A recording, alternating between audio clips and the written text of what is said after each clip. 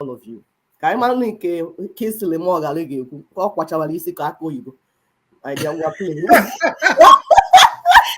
You know what? He looks like a bag I bought from Bahamas. Okay. I see the coconut bag. I'll show you to you. I'll let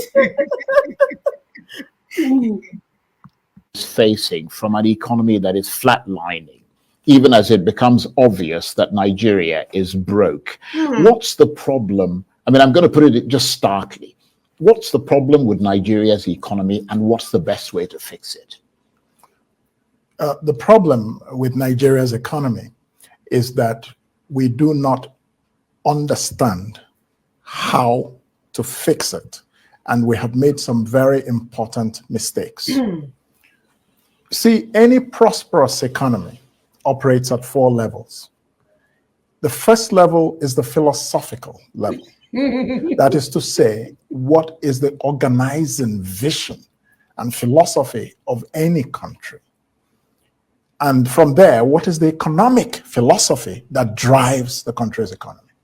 The second level is the level of institutions. And this is the level of the political economy, the interaction between institutions and markets.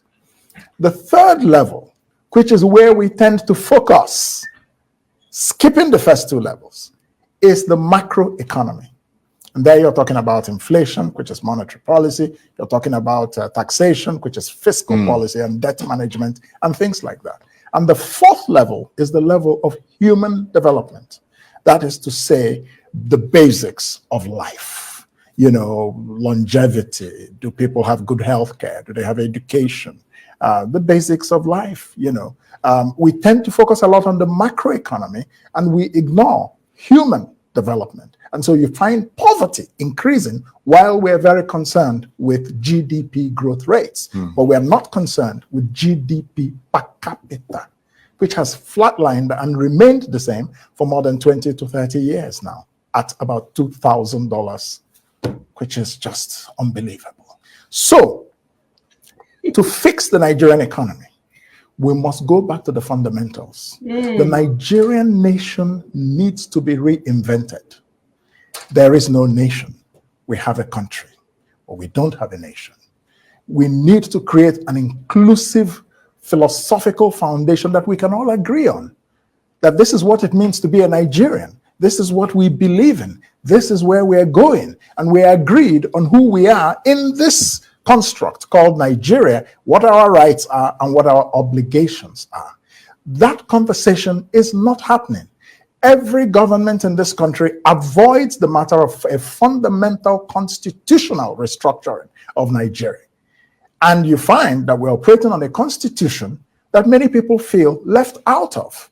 So therefore, this shapes the politics, because the politics is not a politics of a united vision. It's a politics of contending disparate forces, you know, ethnic, religious, and each person that grabs power represents part of the whole, but not the whole. And you know what then happens is that he or she, well, he so far, they acquire all the advantages of power. Their cronies become rich and yes. You see, look at these brothers and sisters. If he did not have a coconut head, like I said, I'm not even on. If my brother did not have, see, his head represented something. This is a coconut bag. If his head wasn't coconut head, or he would have said Ninas. Yes, that's all. Because he's empty. Look at how empty this coconut bag is. Where hand on it?